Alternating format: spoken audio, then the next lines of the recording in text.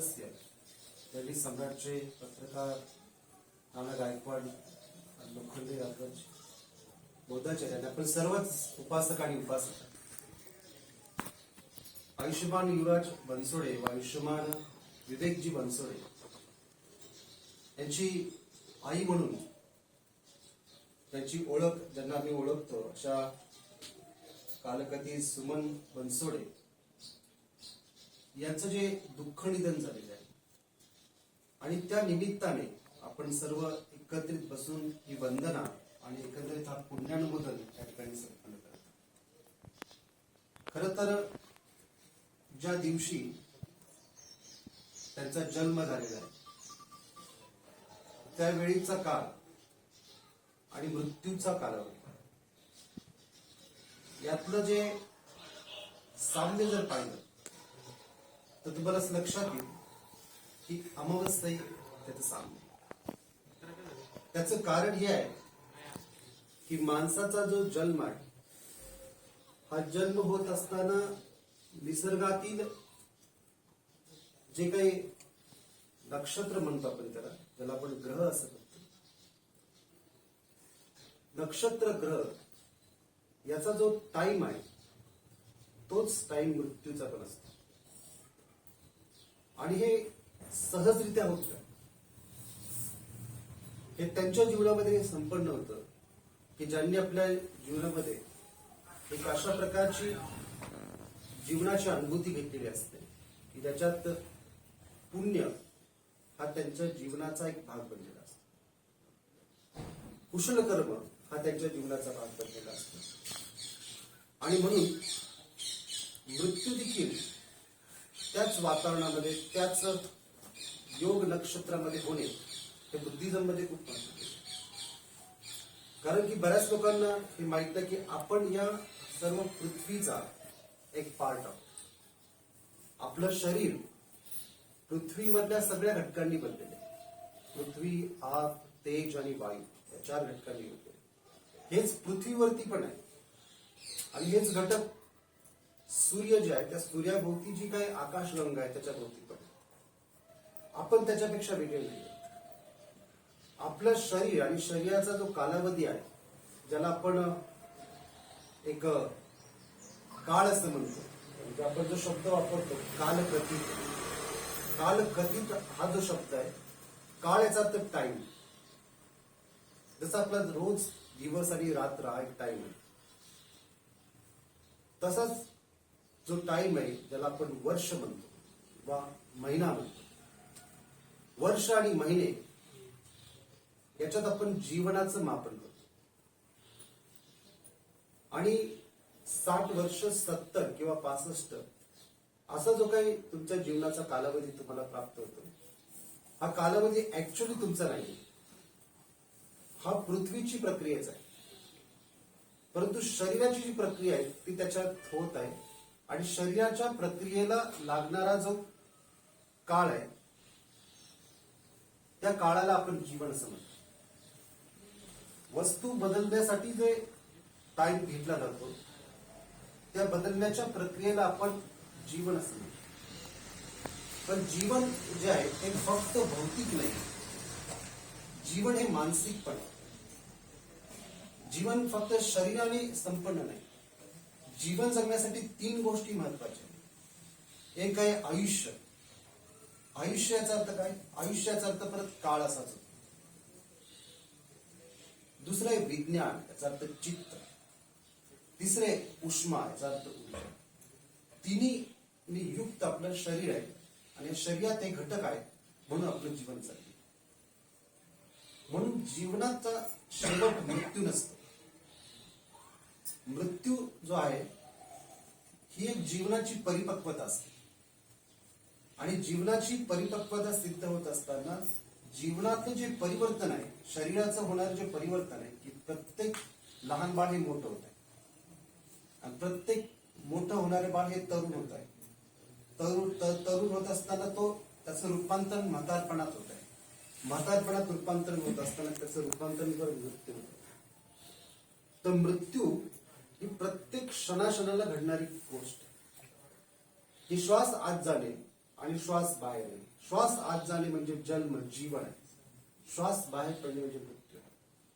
आणि श्वासासोबत फक्त ऑक्सिजन नाही आतमध्ये जात, श्वासासोबत एक व्हायटल एनर्जी आतमध्ये जाते. ती व्हायटल एनर्जी जी निसर्गामध्ये, या व्हायटल एनर्जीवरती आपलं जीवन आहे. बुद्ध धर्मामध्ये जे ध्यान सांगण्यात येतं त्या ध्यानामध्ये या ऊर्जेची वाढ व्हायला मदत होत असते. आणि जितकं शरीर शिथिल, जितकं शरीर शांत, तितकं शरीराची तरंग आणि शरीराची ही व्हायटल ऊर्जा जी आहे ती जास्त वाढते. म्हणून जपान, कोरिया, व्हिएतनाम अशा देशांमध्ये कोरोनाचे रुग्ण जवळजवळ नसतातच, नाहीतच. त्याचं कारण की त्यांची जी व्हायटल ऊर्जा जी आहे ती जास्त आहे.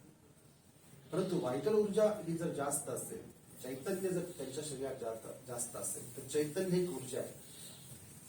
आणि ऊर्जा ही कधी मृत नाही, ऊर्जेचं सतत रूपांतरण होतं. आणि म्हणून या ठिकाणी झालेला जो मृत्यू आहे, हा मृत्यू आपण शरीराचा समजू शकतो, 4 भौतिक तत्वांचा म्हणू शकतो की पृथ्वी, आप, तेज, वायू या 4 घटकांचं विघटन, त्याचे अंत्यसंस्कार आपण करतो. परंतु त्यातली जी व्हायटल एनर्जी जी असते, ज्याला विज्ञान, ज्याला कॉन्शियसनेस म्हटलं जातं, त्याची गती असते. म्हणून प्रत्येक क्षणाला गती आहे. जर तुम्ही घड्याळाचं चक्र जर पाहिलं तर त्याला गती आहे, ते गोल आहे. कोणते घड्याळ स्ट्रेट नाही. दिवस आणि रात्र हे आपल्याला जरी स्ट्रेट वाटत असले तरी ते गोल आहे, सर्कल आहे. बुद्ध धर्मामध्ये चक्राला पण तेच म्हणतात. इतकंच नाही तर तुमच्या शरीरात जी असणारी जी ऊर्जा आहे ती पण गोल गोल फिरते. तुम्ही जर डोळे बंद केले तर तुमच्या डोळ्यांमधली जी बुबुळ आहे त्यात निर्माण झालेली ऊर्जा गोल फिरते. मग बुद्धांचे डोळे नेहमी अर्धगोलीत उघडे असतात आणि ती ऊर्जेची अनुभूती करणार. आपले जे हात आहेत, तुम्ही असे जर हात केले तुमच्या हातातून गोलाकार ऊर्जा. प्रत्येक या निसर्गातलं प्रत्येक जे चक्र आहे ते वर्तुळाकार आहे. हे वर्तुळाकार यासाठी आहे की प्रत्येक व्यक्ती जो जीवन जगत आहे तो जीवन जगत असताना त्याचं जीवन एक वर्तुळाकार स्थितीमध्ये फिरत हे त्याला माहिती. बुद्ध त्याला जन्म म्हणतात, बुद्ध त्याला मृत्यू म्हणतात आणि बुद्ध म्हणतात जन्म आणि मृत्यूच एक चक्र. मग जन्मापूर्वी माणसाची जी अवस्था आहे ती कुठे?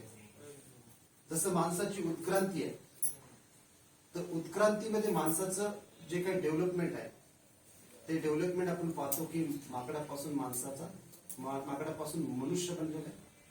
परंतु ही त्याची बायोलॉजिकल उत्क्रांती आहे. त्याची जी कॉन्शियस किंवा मानसशास्त्रीय उत्क्रांती जी आहे ती म्हणजे बुद्ध आहे.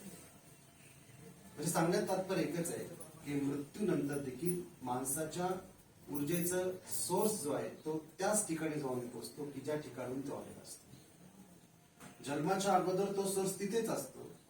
फक्त जन्माला येत असताना ज्या अवस्थेत ते जन्माला येतात ती अवस्था एकदा संपन्न झाली का परत निसर्गाच्या त्या अदृश्य अवस्थेमध्ये ते पुन्हा जातात जे आपल्याला दिसत नाही. मात्र ही अवस्था असते. जेव्हा जेव्हा संधी निर्माण होते तेव्हा तेव्हा जन्म आहे, जेव्हा जेव्हा संधीचं विघटन होतं तेव्हा तेव्हा मृत्यू. म्हणून बुद्ध म्हणतात की जे तुम्ही कर्म कराल, जे तुम्ही ऍक्टिव्हिटी कराल, ती ऍक्टिव्हिटीज हेच तुमचं पुण्य आहे, हीच तुमची ऊर्जा आहे. आणि या ऊर्जेला राईट डायरेक्शन देण्यासाठी, या ऊर्जेला योग्य गती देण्यासाठी आपण सर्वजण एकत्र बसून जी वंदना करतो किंवा सायलेन्स पाळतो, म्हणजेच काय, व्हायब्रेशन क्रिएट करतो. म्हणजे जितकं व्हायब्रेशन तुम्ही क्रिएट कराल तितकं आपल्याला सोडून गेलेल्या व्यक्तीची जी पुढची जी गती आहे ती सुगती मिळते. बुद्ध आणि त्यांचा धर्म याच्यामध्ये बाबासाहेब असं म्हणतात की माणसाचा मृत्यूनंतर त्याची दुर्गती होते अथवा त्याची सुगती होते. सुगती आणि दुर्गती कोणी सांगू शकत नाही नक्की काय. सुगती, गती याचा अर्थ त्याला डायरेक्शन मिळत असतं, गती याचा अर्थ ते सतत चलायमान असतं. म्हणजे माणसाचा मृत्यू जो आहे हा मृत्यू जर आपण जर पाहिलं तर मृत्यूची एक कला जर जीवनामध्ये जर आपल्याला संपादित झाली तर आपलं सर्व जीवन बदलून जातं. प्रत्येक क्षणाक्षणाला जे आपलं जीवन चाललेलं आहे ते अनित्य. हे जरी बोलायला सोपं असलं तरी त्याची अनुभूती वेगळी. आणि ही अनुभूती ज्या व्यक्तीला येते त्याचं जीवन बदलून जातं. त्याला हे बौद्ध धर्मातील जे रहस्य आहेत, जे शब्द आहेत, या शब्दांचे अर्थ व्यवस्थित त्याला लक्षात येतात. आणि हे अर्थ लक्षात आल्यानंतर माणसाच्या मृत्यूनंतर त्याची जी गती आहे त्याला बुद्ध धर्मामध्ये बार्दो थोडेल असं म्हटलं जातं. तर या गतीला राईट डायरेक्शन देण्यासाठी आपण हा कार्यक्रम करत असतो, हे व्हायब्रेशन तयार करत असतो. तर त्या पद्धतीने जर तुम्ही लक्षात घेतलं तर वर्तुळाकार आपली जीवन पद्धती आहे. यालाच धम्मचक्र म्हटलेलं आहे, यालाच भवचक्र म्हटलेलं आहे. आणि या भवचक्रातून मुक्ती म्हणजे मुक्ती.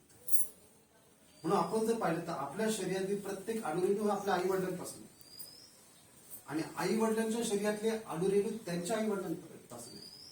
आणि अशी जर लिंक जर तुम्ही लावत गेला तर तुम्हाला असं लक्षात येईल की छोट्याशा पेशीपासून तर माणसाची ही सगळी संरचना आहे, सगळी अॅनाटॉमी आहे.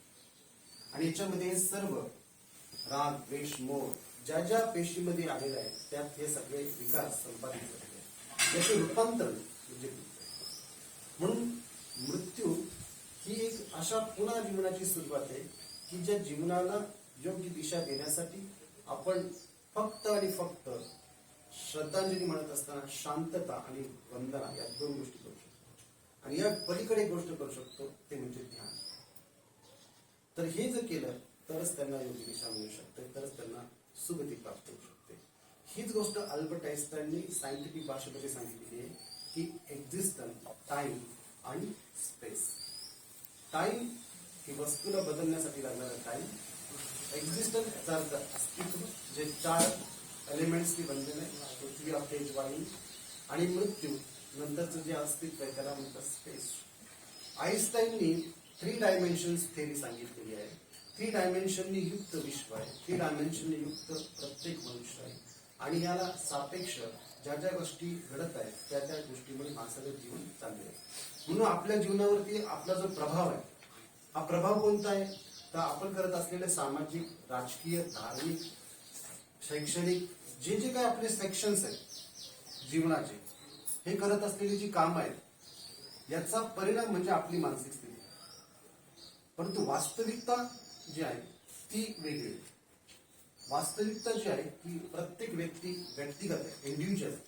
आणि इंडिव्हिज्युअल जीवनामध्ये त्याच्यामध्ये आजार तयार होतात, त्याच्यामध्ये मृत्यूची क्रिया होते, त्याच्या शरीर अनित्य आहे, त्याला म्हातारपण येते.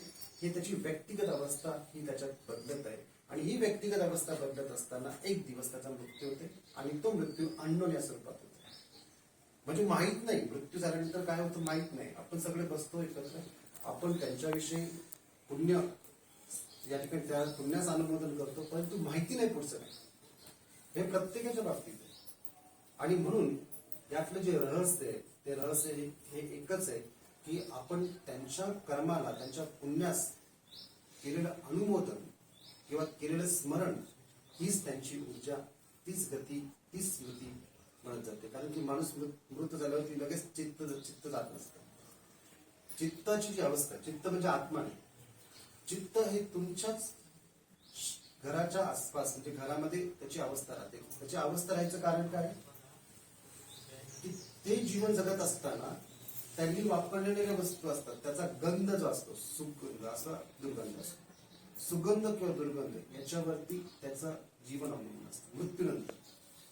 मृत्यूच्या अगोदर आपल्याला सगळ्यांना माहिती की जीवन चाललंय, मृत्यूनंतर गंध जो आहे त्या गंधावरती अवलंबून असतं. बुद्ध धर्मामध्ये अगरबत्ती, मेणबत्ती किंवा दिवा लावण्याची पद्धत नाही. आणि जितका तुम्ही देवा प्रज्वलित ठेवाल तितकं तुम्हाला त्यातलं रहस्य कळेल. जितकं तुम्ही सुगंध तुमच्या घरामध्ये ठेवाल, जितकं घराची क्लीनता असेल तितके त्या चित्ताला चांगली गती प्राप्त होते. सुफिझम मध्ये याच्यावरती खास म्हणजे रोज रात्री झोपताना ते असं परफ्यूम मारतात की ज्याच्यामुळे तुमची स्वप्न तुम्ही बदलली जातात. खूप गाढ झोपेमध्ये तुम्ही कुठे आहात काय तुम्हाला माहिती नाही, परंतु तुम्हाला येणारा सुगंध, त्या सुगंधामुळे तुमची झोप आणि तुमचं जे जीवनाचं जे रहस्य आहे तुम्हाला माहिती. म्हणून सुफिझम मध्ये देखील अशा काही गोष्टी आणि बुद्धिझम मध्ये पण अशा काही गोष्टी. ना आपला जो मनका आहे हा मनका इतका महत्वपूर्ण आहे. मनक्याचा पूर्ण डेव्हलपमेंट म्हणजे आपला मेंदू. मनका जो आहे, जर तुम्हाला मनक्यामध्ये जर काही गोष्टी जर जाणवत असतील तर त्याचा संबंध हा आजूबाजूच्या आपल्या कॉन्शियसनेसची. आणि मनक्यातली जी ऊर्जा आहे या मनक्याच्या ऊर्जेशी संबंध जेव्हा व्यक्ती आपल्याला सोडून जातो तर त्याचं चित्त ते जुळण्याचा प्रयत्न करत असतं. हे काही म्हणजे मी सांगत नाही, हे त्याच्यातलं जे खऱ्या अर्थाने त्याचा जो अनुभव आहे तो अनुभव या ठिकाणी कथन करतो. प्रत्येक मृत्यू झालेल्या ठिकाणी तुम्ही अनुभव करा